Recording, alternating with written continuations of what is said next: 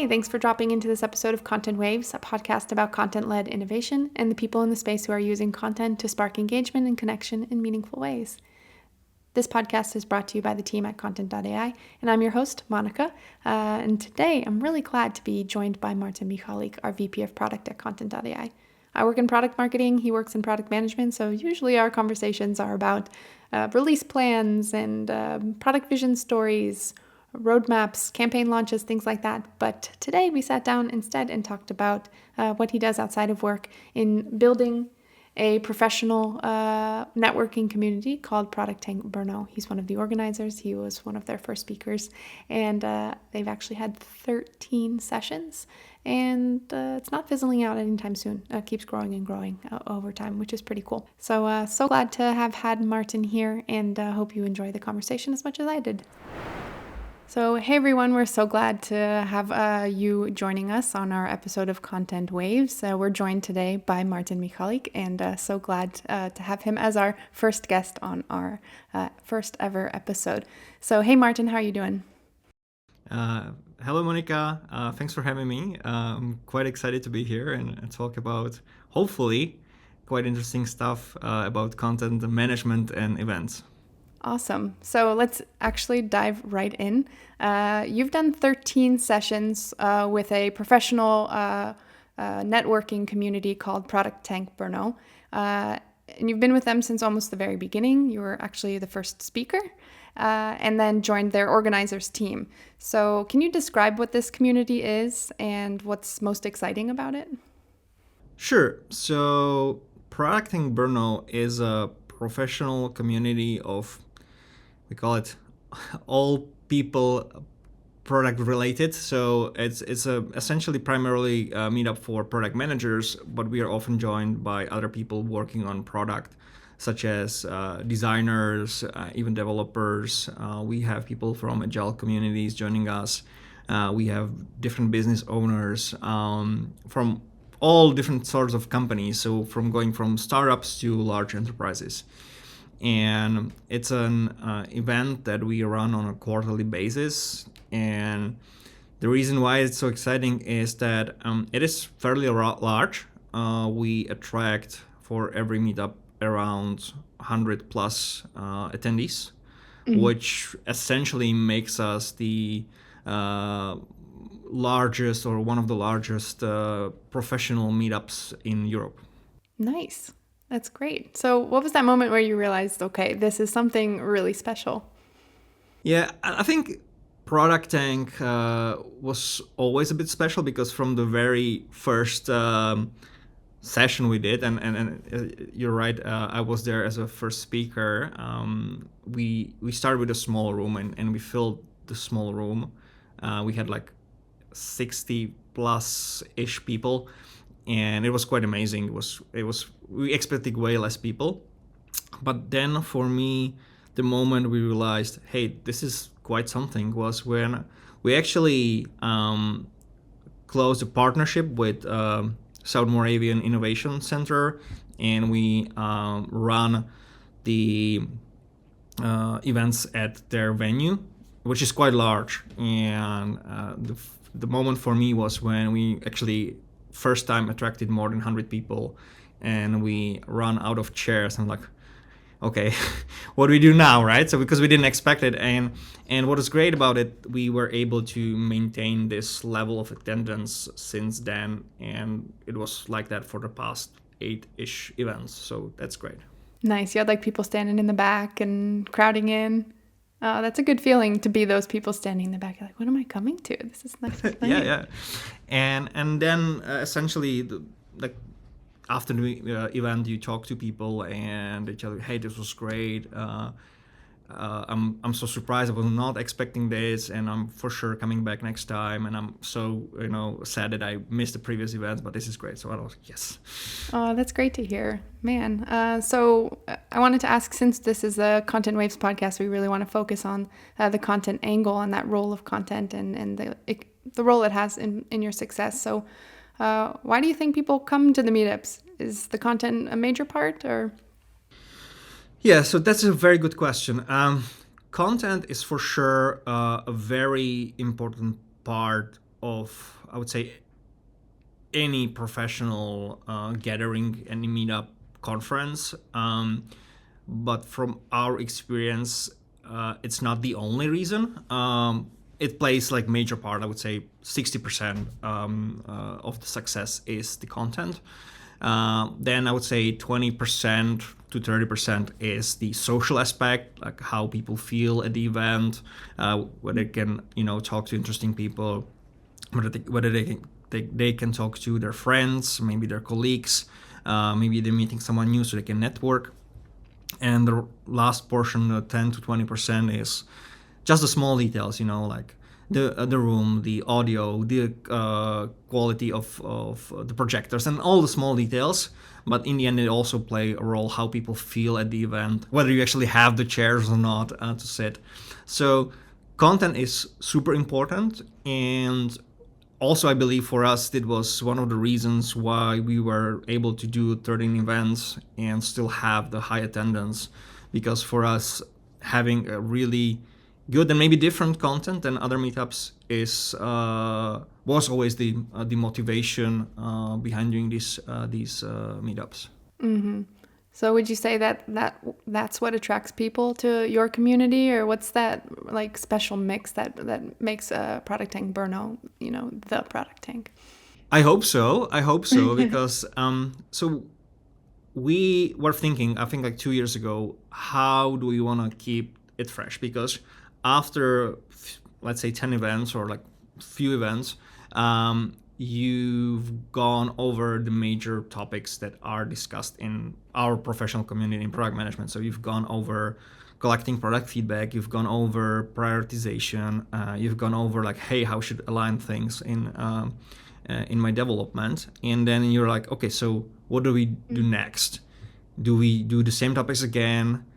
And you tried once, and like you don't want to do it, like you don't want to have a third prioritization meetup, because people don't want to see that anymore. So what we started doing is we were introducing something called New Horizons. So we wanted to introduce people new concepts, and we wanted to show them new areas they might not be familiar with. So majority of our audience is product managers from corporations. So they work on a software, usually software as a service in different industries and different target segments. But we started introducing them, for example, how product management is done in hardware space, which is completely different than what you do with software.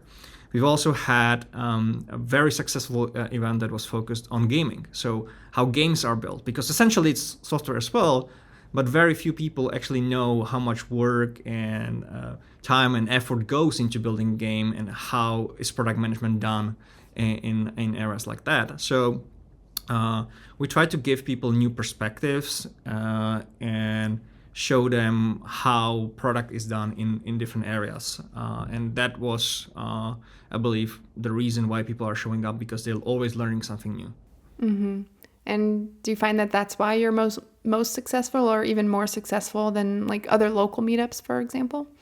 I think so. It's also about consistency. So we've been doing these events for a while, and I believe we've reached a level of quality when it comes to the whole meetup organization, not just the content, but also the other details.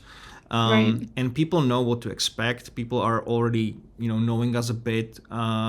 We have a bit of reputation that we're trying to maintain. But because of that, even if people miss one event, they know that in like next 3 months they're likely going to be in the next one. They can attend, and they can expect the same level of quality. So I believe that was also successful for the reason why we're successful. But obviously this took us a while to get there, and it was a lot of experimentation and trying what works and what not. Mm-hmm. So you're a product manager by trade, but you talk a little bit about the marketing and promotion and the content that goes into this. So you have flexing a whole nother skill set here. Can you tell us a little bit about that? Yeah, and honestly, for me, that was a whole new experience because I mean I'm in the content management space, so we are in touch with a lot of content marketing teams, but with these kind of events, for me, it was hands-on experience to what is it like to run a content marketing team, because for us. Just organizing the meetup is not enough, because if you organize a meetup and no one knows about it, well, then no one shows up. And so we had to figure out ways how to let people know that we have this community that they can attend. And so essentially we've done what most content marketing teams do. Like, we started producing content for promotion. We had online campaigns. We've been working on social. We've been recording some videos. We've been dealing with email marketing, things like that. So I've been really exposed to what it's like to produce content, and the goal was to, I don't want to say attract leads, but like our goal was to attract more people to the event. So of course the conversion in the end was important for us. Mm-hmm. And what do you find really worked, and what was the big challenge? So the biggest challenge, I think there are a few. So what was surprising to me, and now I understand why content marketers don't have it easy these days, is that things that worked for one event were not working for the other one, and you always don't know why is that. So you have to dig a lot into data and trying to understand what happened and what went south. So that was the first learning, that even though you do a lot of the things right, there's sometimes are things that you cannot really influence. But what really worked for us was, I would say, continuous experimentation and trying to see what sticks and what not. So we played with the email cadence, so how many emails we are sending before the event, and we've played when we announce the events on social media or through that. Because one of the channels we use is a meetup page, meetup.com page. So when we announce the events, how long ahead of the meetup we announce that. We've also played with different formats of social media posts, and there, for example, for us, what was really working was video, where we were recording essentially with one of my co-organizers. We're making fun of ourselves. We were recording skits about the next event, and that was like a small viral thing for us, and it actually got us a decent reach. But also what worked for us, I believe, was having some post-event content. So one of the things we now always try to do is to have a photographer at the place, and a decent one, so we have nice pictures and we can share with people, hey, here you can find the photos from the event, and you can tag a few people that you've met there, and there we share, and you get the boost because people are engaging with your social posts. So there's a lot in the mixture. I believe the biggest takeaway for me is to always kind of track what works, what not, and try to experiment with new stuff. Yeah. Oh, that's cool about the pictures, though, because then it's not just, simply an event blast, but really that community building atmosphere with, who was there. You were a part of something, and you can continue to be a part of it in the future. And honestly, I like the pictures so much because when you have a good photographer, they can take photos when you naturally have fun, when you engage in conversations with people, or they can take really great photos of people on stage. And everyone wants to have a good picture on stage because that's something amazing, right? So they can share with their families and friends. So that was definitely something we don't regret investing into, having a decent photographer who can take nice pictures, because people then reshare. That's what's important for us. Fantastic. So you've had 13 meetups so far, not stopping there, hopefully. You already gave some great tips, but I'm curious, okay, if people wanted to come and listen to your top 3 tips about sustaining a community like this and growing it so that it doesn't fizzle out after 1 or 2 or even 14, what would you recommend as some actions? Oh, tough question. But I think first you need to understand your audience. You need to understand who's coming to your events or who's consuming your content in the end, and what are their motivations why they go to such an event.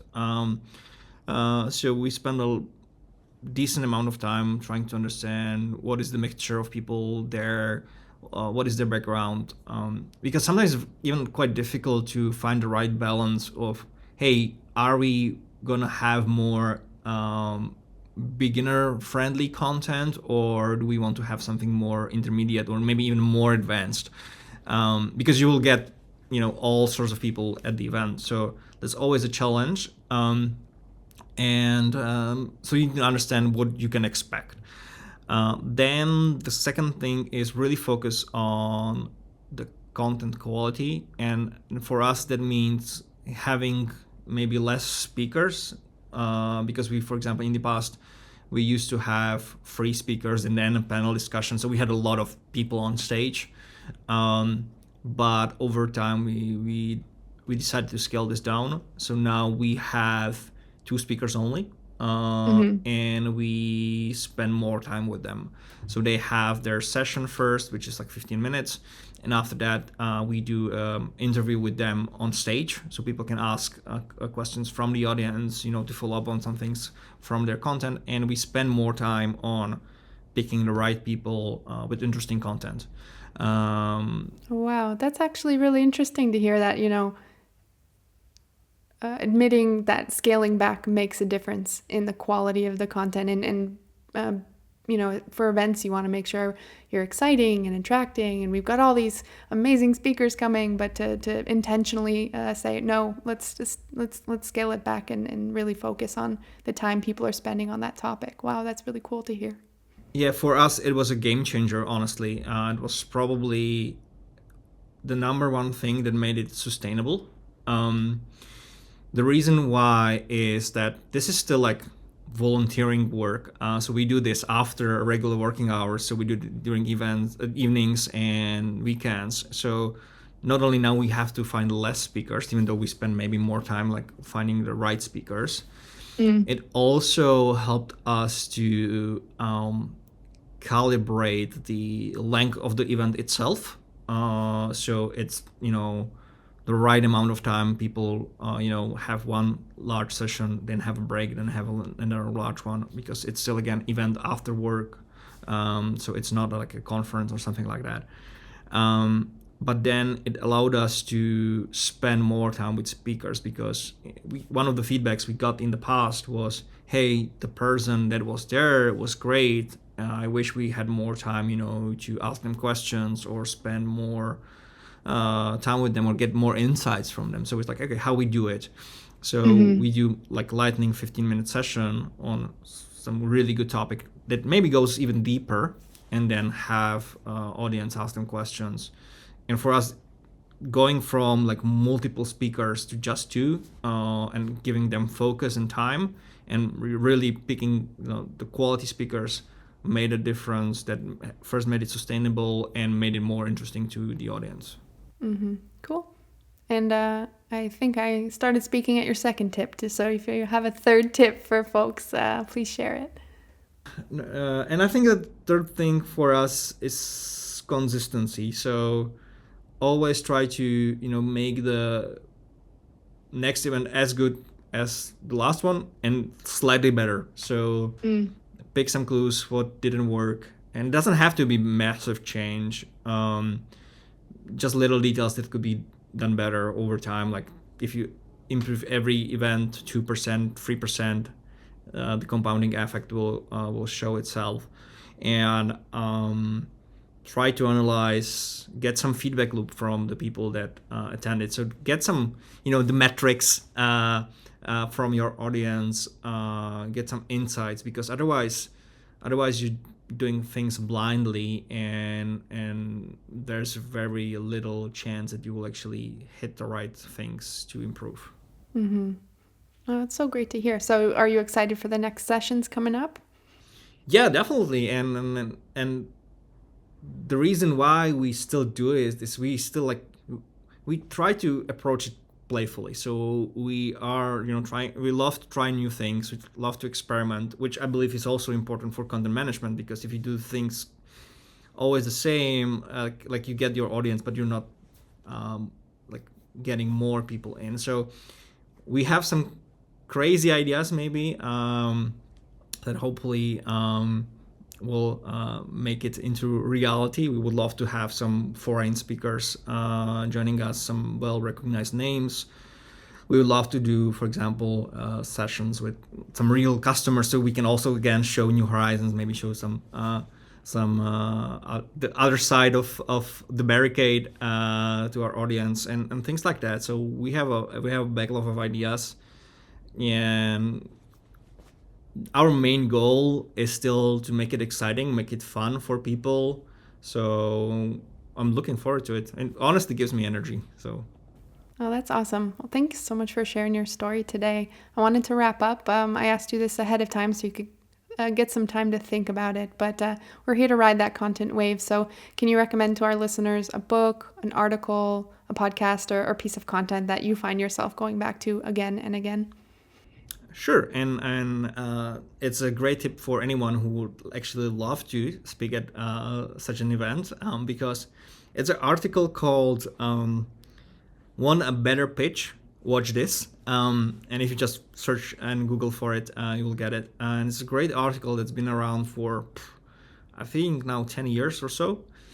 And it essentially breaks down how you should structure your presentation or your storytelling into 4 main parts. And I've been using it since for my presentations. I'm using it as a reference when someone asks me, "Hey, how should you do presentation?" Because it gives you a narrative arcs. It talks about how you should set up the problem, the time pressure, and the urgency, and then the solution. So it's a nice framework, and I really encourage this to anyone who even creates a webinar or any form of presentation, because it really shows and puts the pressure at the right time, on the right messaging. So that's my tip. Awesome. Thanks so much for sharing.